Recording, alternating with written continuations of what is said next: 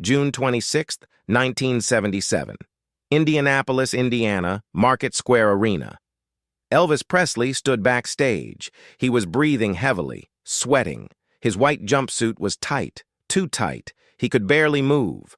His bodyguard stood nearby, watching, worried. "Elvis, are you okay?" one of them asked. Elvis nodded. But he wasn't okay. He hadn't been okay for years.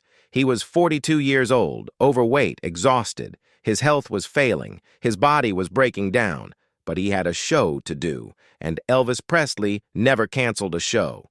"5 minutes, Mr. Presley," someone called out. Elvis took a deep breath. He looked at himself in the mirror.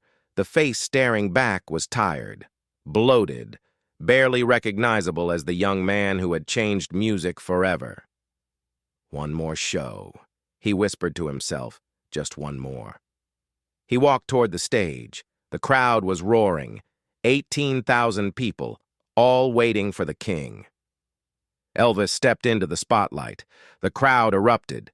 Screaming, crying, cheering, he grabbed the microphone. And he sang. Nobody in that arena knew they were watching Elvis Presley's final concert. Nobody knew that 51 days later, he'd be dead. This is the story of that night. The last performance, the final show, the end.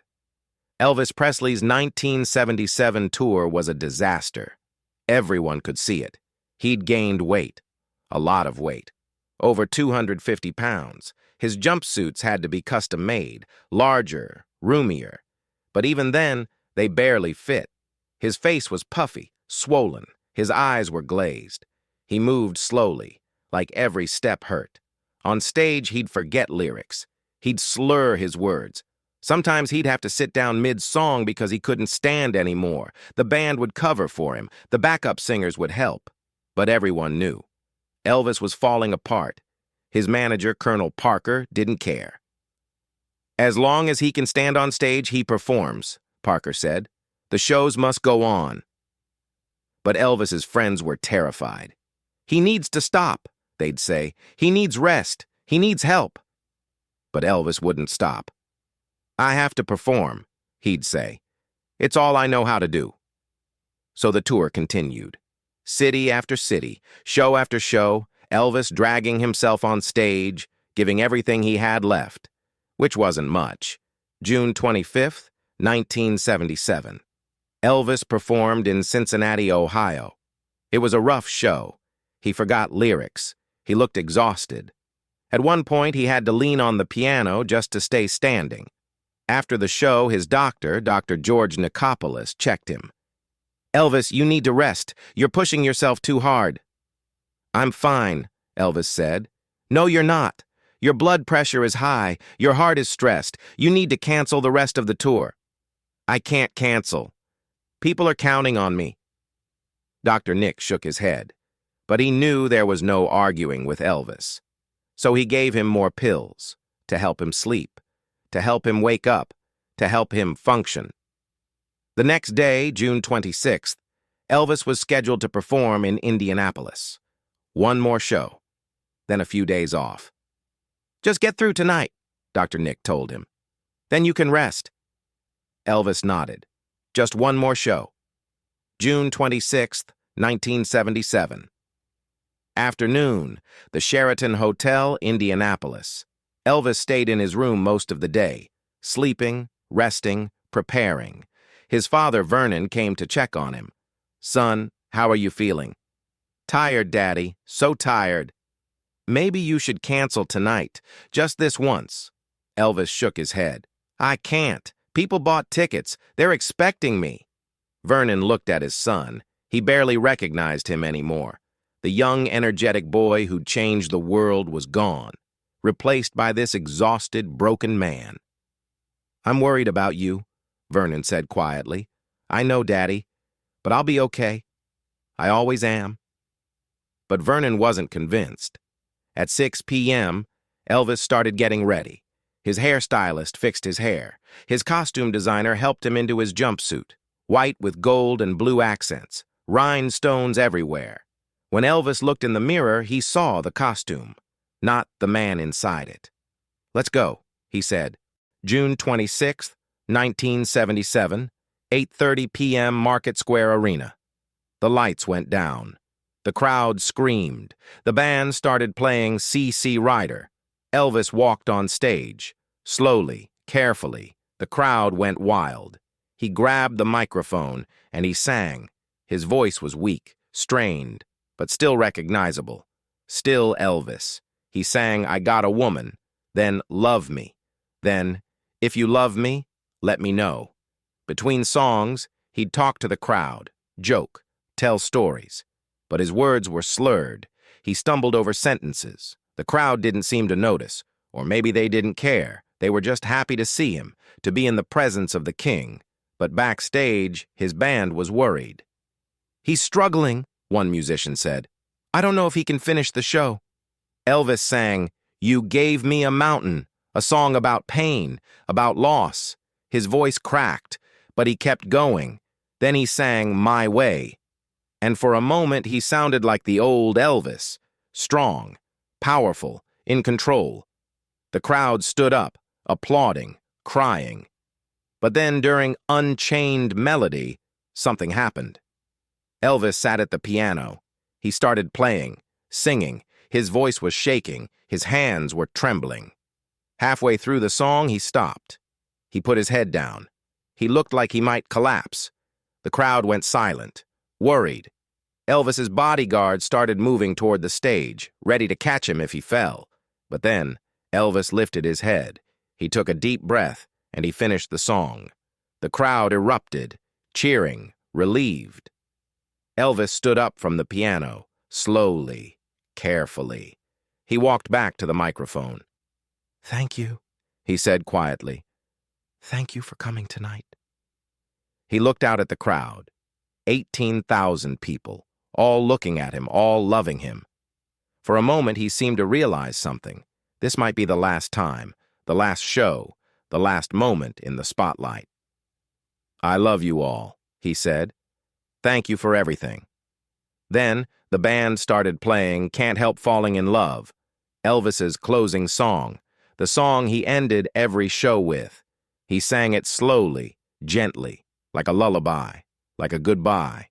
Wise men say, only fools rush in. But I can't help falling in love with you. The crowd swayed. Some were crying, some were singing along. Elvis sang the final lines. "Take my hand, take my whole life too, for I can't help falling in love with you." The song ended. Elvis bowed. The crowd stood, applauding, screaming. Elvis waved. Then he turned, and he walked off stage. Nobody knew it would be the last time. Backstage, Elvis collapsed into a chair. He was drenched in sweat, breathing heavily, shaking. Dr. Nick rushed over. "Elvis, are you okay?" "I'm fine, just tired." "You need to go to the hospital." "No, I just need to rest." His bodyguards helped him to his dressing room. He changed out of his jumpsuit into comfortable clothes, and he sat there, staring at nothing. "That was a good show," someone said. Elvis nodded, but he didn't say anything. He knew. Deep down, he knew. That was his last performance. He didn't have another one in him. Later that night, Elvis flew back to Memphis, back to Graceland, back home. He was scheduled to start another tour in August, but he never made it. 51 days later, on August 16th, 1977, Elvis Presley died. The people who were at the June 26th concert didn't know they'd witnessed history, not until weeks later, when the news broke. Elvis is dead. Then they realized. They were there. They saw his last show, his final performance, his goodbye. One woman who attended the concert said years later, "I remember thinking he looked tired. But I never imagined. I never thought that would be the last time anyone would see him perform." A man who was in the front row said, "When he sang Can't Help Falling in Love, I saw tears in his eyes, like he knew, like he was saying goodbye." Another attendee said, "I've been to hundreds of concerts in my life, but that night felt different.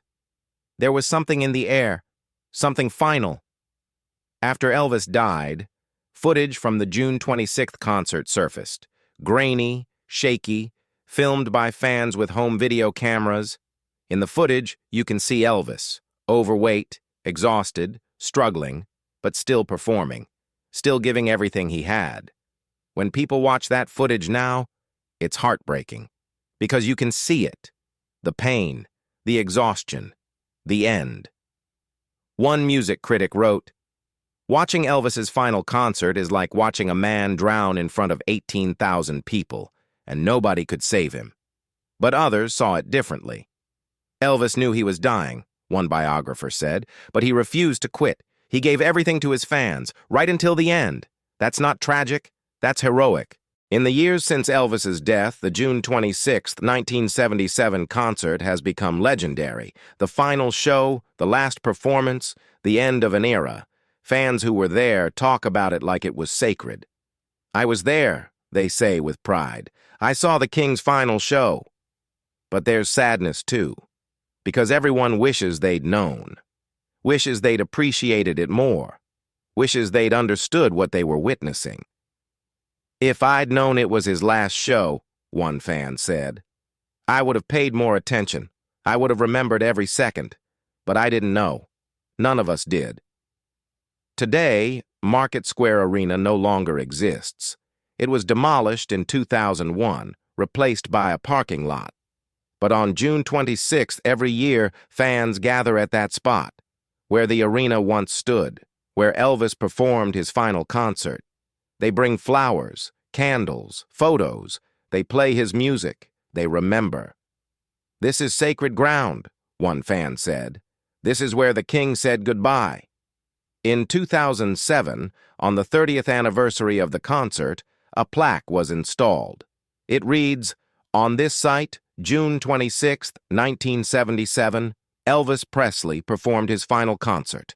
18,000 people witnessed the end of an era. The King of Rock and Roll's last bow, gone but never forgotten." Elvis Presley's final concert wasn't his best. He was struggling, exhausted, barely holding on. But in a way, that makes it more powerful, because it shows who Elvis really was. He could have canceled, he could have quit, he could have walked away, but he didn't. He went on stage, he sang, he performed, he gave everything he had left, even when he had nothing left to give. That's the legacy, not the perfect performances, not the young, energetic Elvis who changed the world, but the broken, exhausted Elvis who refused to quit, who kept going, who died doing what he loved. 51 days after his final concert, Elvis Presley was gone. But that night in Indianapolis, for 2 hours, he was still the king, and 18,000 people witnessed it. The final performance, the last show, the end, nobody knew it at the time. But looking back, it's clear. June 26, 1977, Market Square Arena, Indianapolis, the night the King said goodbye and the world lost its greatest entertainer. Elvis has left the building forever.